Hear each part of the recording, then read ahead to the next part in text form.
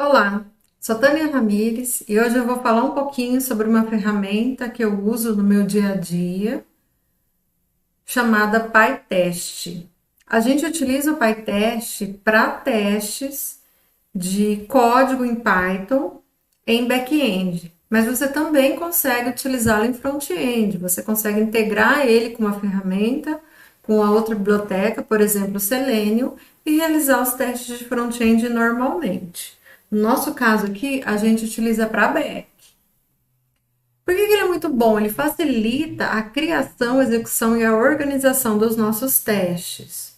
Então, nessa apresentação, eu vou falar um pouquinho dos fundamentos do PyTest, como utilizá-lo para melhorar a qualidade do seu código e, afinal, uma demonstração rápida de um teste smoke que a gente faz aqui, todo o setup do banco, da base, o setup do banco e execução, até abrir o reporte do Aluri.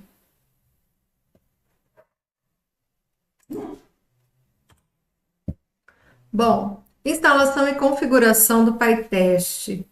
Para quem está acostumado com o Python, nada mais é do que utilizar o próprio pacote pip para fazer a instalação, né? Pip install PyTest, você já fez a instalação da biblioteca necessária para codificação. Outro ponto, configuração.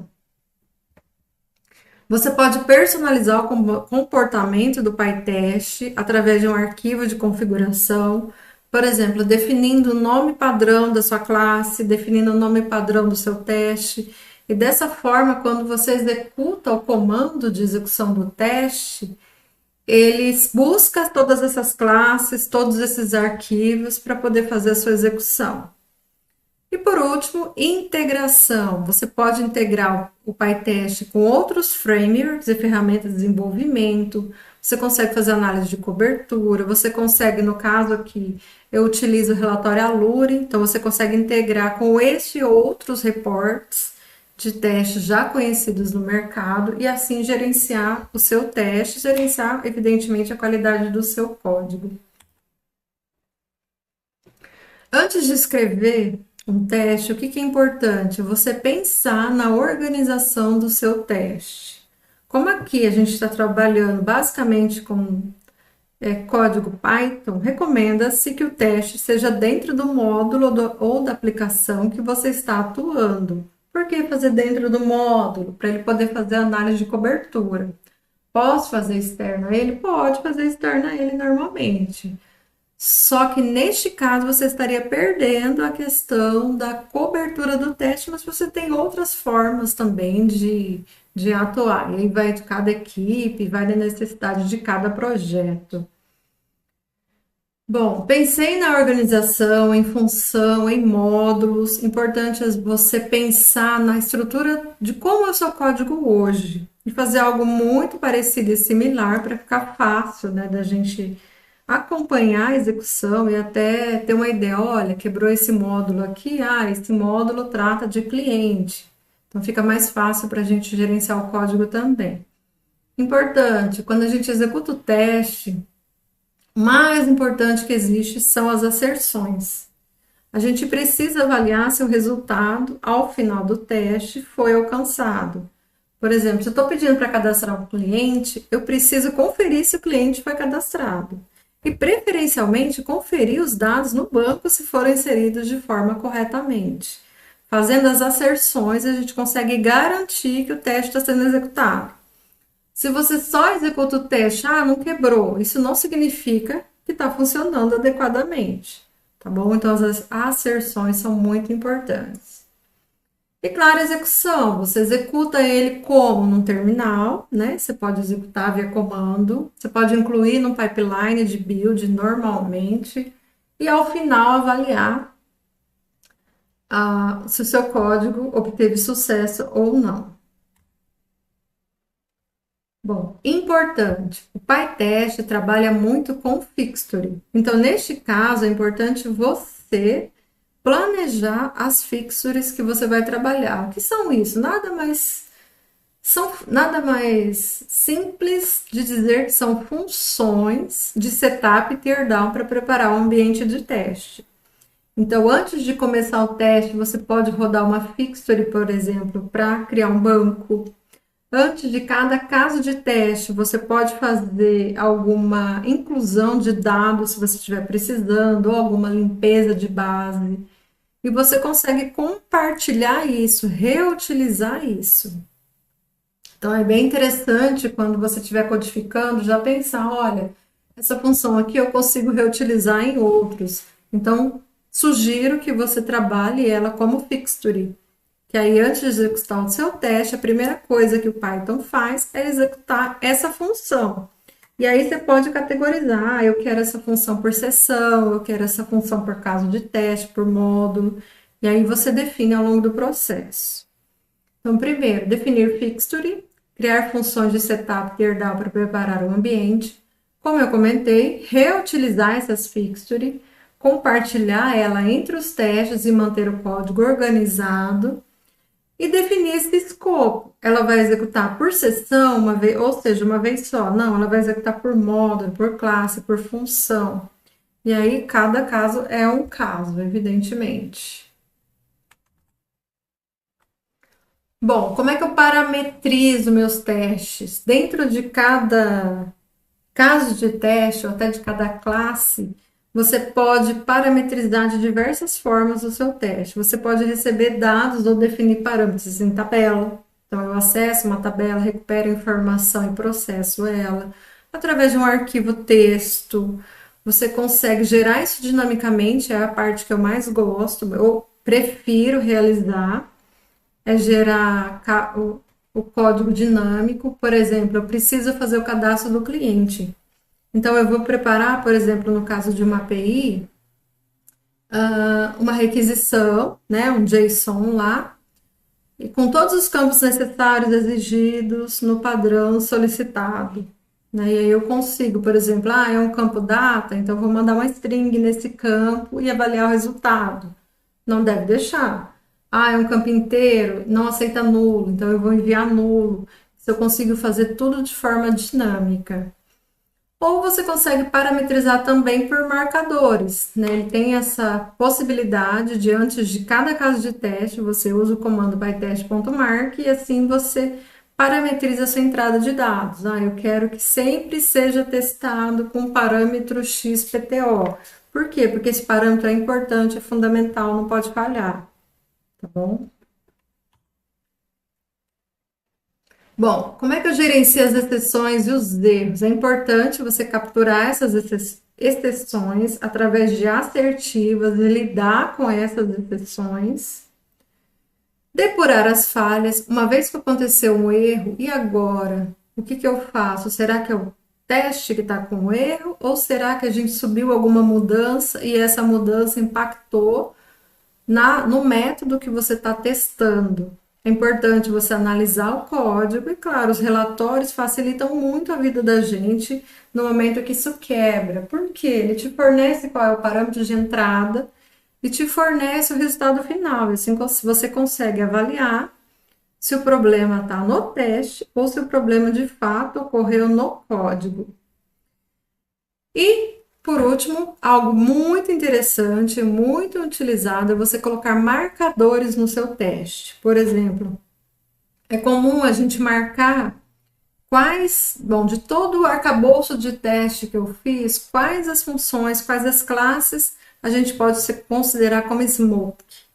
Né? E aí você marca cada caso como smoke, por exemplo, a gente geralmente marca como smoke os casos de sucesso e casos que não podem falhar nunca, ou seja, a todo momento a gente vai estar executando aquele teste. Você pode marcar também por módulo, olha, eu quero que marcar aqui todos o relativo a, sei lá, relativo a alguma regra de negócio específica, e você executar essa regra, você schedular, né? Agendar essa regra para ser executada de tempo em tempo, pois também não podem ocorrer falhas. E assim por diante. Qual é o mais comum? É o smoke, que a gente marca, e o dev, que enquanto você está em tempo de desenvolvimento, você usa essa marcação dev, e no momento de executar, você vai executar só aquele caso de teste que você está programando. Então, é muito comum utilizar isso também. Bom, e as integrações? Você pode integrar com o Unit Test, sem problema nenhum, funciona perfeitamente. Como eu já comentei, integrar com o Selenium e assim fazer testes de front-end. Você consegue colocar isso no pipeline de integração contínua, seja usando a AWS, seja usando, por exemplo, essas ferramentas como CircleCI e Travis CI, também você consegue utilizar. E importante, como eu comentei com vocês, é uma análise de cobertura, uma vez que mesmo que você não esteja fazendo teste unitário, eu estou fazendo teste de uma API. Usando o PyTest Cove, você consegue fazer análise de cobertura, o quanto os seus testes cobriram aquela função ou aquele conjunto de funções que estão sendo executados. Isso é muito útil até para a gente levantar novos casos de testes que a gente precisa tratar para que a gente tenha o máximo de cobertura nos métodos, nas funções que forem mais críticas.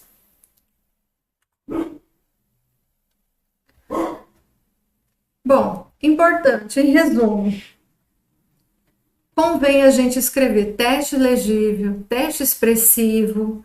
É sempre interessante a gente, quando pensar em escrever um caso de teste, você pensar no que aquele teste vai realizar. Diferente de um código comum de desenvolvimento, a gente não recomenda, tá? A gente já viu muita gente fazendo por aí, mas a gente não recomenda que um caso de teste teste mais de uma situação. Por exemplo, eu estou desenvolvendo um caso de teste aqui de um caminho feliz, né, no meu processo. É só isso que ele vai testar, é o caminho feliz. Qualquer coisa diferente disso, você precisa jogar num outro caso de teste. Por que isso? Senão você corre o risco de cair no que a gente chama de casca de banana. Ou seja, o seu teste está executando, mas ele está executando de forma inadequada, porque ou ele vai cair no caminho de feliz ou ele vai cair no caminho alternativo. Dessa forma, você não consegue mensurar se aquilo está correto ou não. Por isso que é importante no planejamento você sempre designar o que você está testando. Olha, eu estou testando campo obrigatório. Não, agora eu estou testando troca de valor, se um string aceita, se um inteiro está aceitando string, ou se o inteiro aceita null ou não, ou uma regra de negócio específica. Organize os testes em módulos e pacotes, isso é bem interessante. Trabalhar com fixture, pois isso ajuda a manter o código limpo, além de você estar otimizando o seu teste para isso, porque você está pensando em módulos reutilizados, né? Se você vai reutilizar na sessão inteira ou não. Se possível, executar testes em paralelo, ele permite essa execução, por consequência, o teste fica muito mais rápido. A gente recomenda isso, porém, somente tenha cuidado com aquelas situações que um caso afeta outro. Aí, nesse caso, em função de uma massa de dados, por exemplo, que você teve que preparar antes da execução do teste, nesse caso, não daria para você executar paralelo. Mas o que for possível de executar de forma paralela, convém executar. Criar os marcadores para categorizar o seu teste, como no exemplo que eu dei, você categorizar como smoke, por exemplo, mas pode categorizar de N formas. E integrar o PyTest com outras ferramentas ou frameworks, como, por exemplo, o próprio relatório, no caso da Lure que eu estou utilizando. Se você vai fazer front-end, você pode usar o Selenium, tá ok? Bom, e agora para realizar a demonstração, eu estou aqui no terminal, vou executar um teste Smoke, que é um teste mais rápido, ainda assim ele executa uma bateria considerada de teste, uma vez que a gente tem um sistema bem complexo. Eu tenho um script que basicamente, como eu estou fazendo teste local, eu me certifico que eu estou executando na master, que ela está atualizada, que todos os módulos agregados estão atualizados. A gente trabalha com cache, então a gente limpa o cache antes para ver se está tudo certo, para aí sim iniciar a execução.